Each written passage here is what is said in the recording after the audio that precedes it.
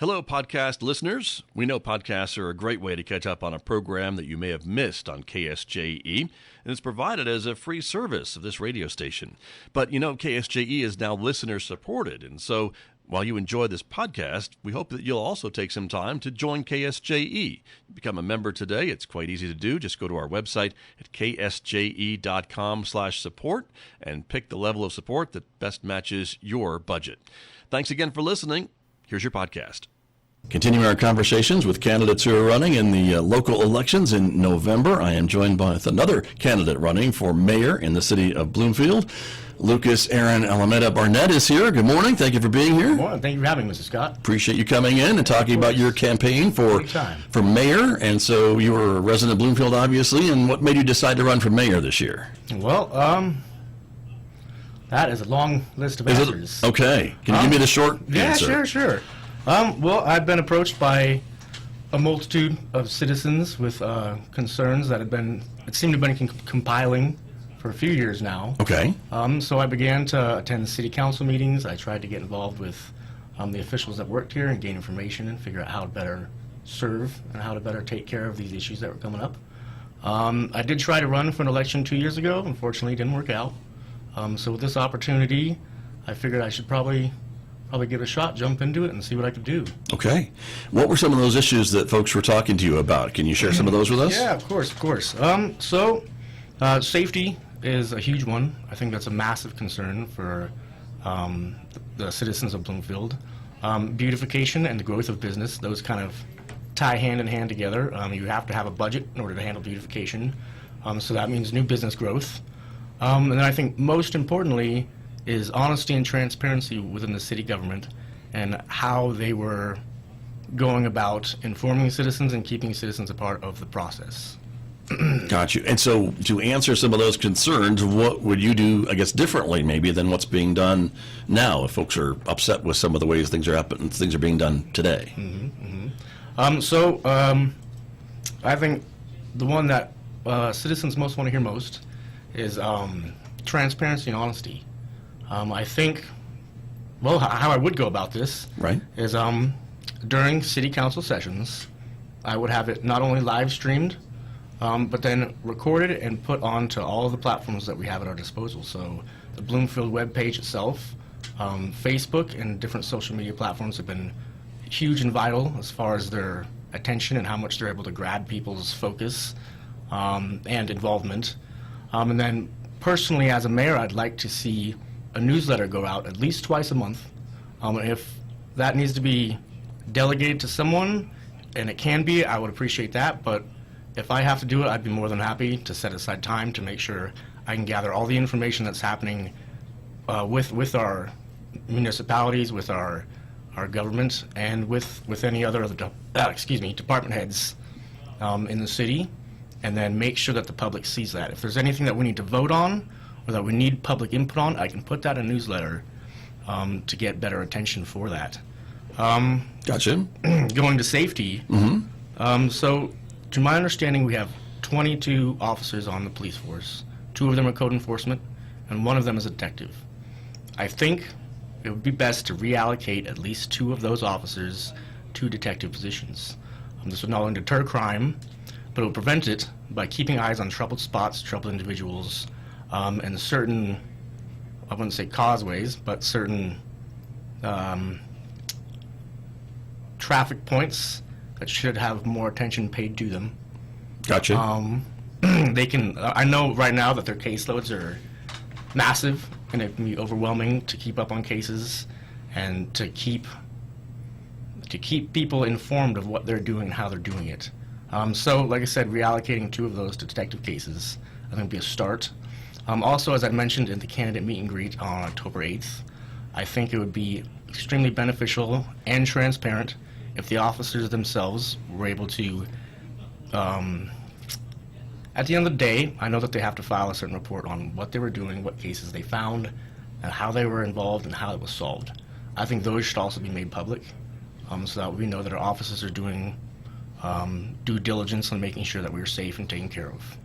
And then beautification, which is my second, and I think one of the biggest concerns as well for the citizens.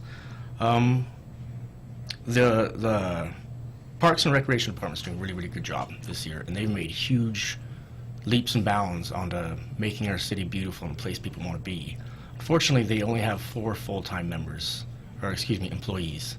And they have, I think I've written it down, I think it's almost 26 acres or something rather, maybe more, that those 4 individuals are in charge of taking care of. And so that's a massive undertaking. In order to make and maintain anything as far as that goes, we're going to need more full-time positions. And that comes with a higher budget. So how I'd intend on doing that is we as a city cannot actually give business incentives to new businesses coming in. What we can do is we can go to the Department of Economic Development at the Capitol building, talk with our representatives, talk with our senators, and talk with our governor to try to figure out what we can do to bring new businesses in, whether that be tax breaks, just incentives as far as employees, whatever that may be. I can figure that out, and we can get other businesses in here to boost up our GDP and our GRT. And so with those boosts in our budget, we can then reinvest that.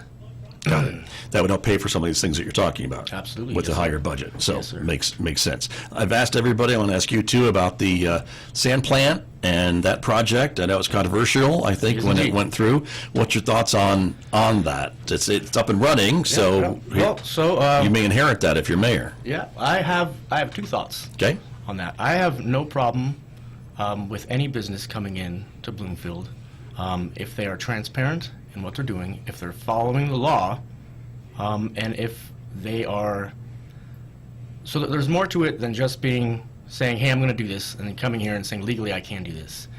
If a community as a whole doesn't want someone there, I would do my best to deter it. However, that power doesn't rest with the mayor solely. That rests with council, the other department heads, city manager, well, quite a few people. But the public's opinion comes first. So if the public didn't want it, I would do my best to fight against it. However, like I said, you can't necessarily stop that. So the promises that were made by B8D were not put under contract. And so that was not B8D's fault. So I have to give them credit there. They did not follow through on quite a few of the things that they had promised initially. So that would be my biggest concern. However, that's not a legal standpoint. That's a personal standpoint. The sand plant itself does not give a substantial amount of GRT, which does not substantially increase our budget. They also do not have to maintain Arizona or the adjacent roads across from Nabahani, or I'm trying to think of a better way to say this. The streets around the plant, I guess, Streets around the plant, around the site, right? But the damage that is being inflicted vicariously by their operation, they're not necessarily at grounds to have to take care of that. What damage are you talking about, like from the trucks and So things? from the trucks. I see. The traffic. They currently do not have the air monitor filters up. They're using one that I believe is a half mile north of the site. So it's decently accurate, but it's not perfectly accurate. Right. We do have strong winds here in Bloomfield, which can carry sand very far, as we know. It's adjacent to a school, and then just south of that, there's Bloomfield High School, and they have a very strong athletics program, and they are outside very often. And just despite the claims that it's not a significant amount of sand, it's more than what we had. So the proof in the pudding is that does affect things. So I have it's a mixed stance. Okay. If it is done properly, if it's done by the law, and if it's done in good faith of the community, I have no problem with it. However, I believe it wasn't done that way, and that's why it's become a huge stain. And it's also taken up a decent percentage of the city of Bloomfield itself. That is not, it's not in agreement with the idea of making our city beautiful. It's a large pit of sand. Gotcha. Yes. But I guess some would say it's jobs and it's some type of It's, economic investment, but you it's don't feel about- that the costs outweigh the benefits. No, it's about 40 jobs. I believe 20-something are from the tri-state area, not necessarily from Bloomfield. And then the rest are outsourced. I think last time I was at the meeting, I believe he said they had about 25 to 40 trucks going in and out. Those are also not sourced here. They're bringing those from out of state. And then the sand, their product, is also not being sold in the city of Bloomfield because we can't use it. So that's not a product that we get a gross receipt tax off of. What we're making money off of is, the workers that are going to Speedway, and they're going to dollar stores, and then they're going to our restaurants. So the restaurants that are owned by private business owners may see an increase in a better standard of living, but the dollar stores that they're shopping at, or the gas that they're buying from Speedway, it does bring a GRT back, but it's then separated, or it's dispersed through a very saturated market of already corporate organizations. So I don't believe that it's making enough of a difference for us for that to have been a conceivable option, or at least something that we would have initiated as why it should be brought here. Understood. Got it. Just a minute remaining in our time today, Mr. Barnett, but I wanted to ask you, too, a little bit about if folks want to contact you or have other questions for you that I haven't asked you today, how can they reach out to you? What's the best way to reach you or to learn more about your campaign? Yeah, so I'm very active on Facebook, and you can find me as Louis Aaron, or parentheses, Lucas Aaron, Almeida Barnett. You can always reach me on my email, same deal, lucasaaronalmeidabarnett@gmail.com. I'm always open for a phone call. You can reach me at 505-502-8553, and I think that's always the best way, is just either in person or over the phone. I'm happy to chat as long as you need for us to figure out any solution or any concerns you might have. One last thing I wanted to add before we went. Okay. All these policies that I brought up, these are things that take time. This is not something that's going to happen right away within the first couple weeks, first couple months. It may take, especially with bringing new businesses, it may take years, even past my term of being in. So those are all long-term goals. Short-term goals are also extremely important too. The concerns of the citizens of things like potholes, lights, road infrastructure, weeds growing over signs, small things that are really upsetting people. Those should be taken care of as diligently and as soon as possible. If there's a public that doesn't trust you, they're not going to trust you to do the larger things. In order to keep and gain that trust, we need to make sure we're paying attention to the smaller things that are important to them and make sure we can get them done as quickly and efficiently as possible. Very good. Thank you for your time this morning. Absolutely. Thank you, sir. Appreciate it very much. That is Bloomfield mayoral candidate, Lucas Almeida Barnett. Thank you for being here. Yes, sir. Good luck with the campaign. You're welcome. All right. Did you enjoy that podcast? We hope that you did. And if you did, share it with your friends. And if you really want to keep podcasts like this coming, please support KSJE. You can do it easily online at ksje.com.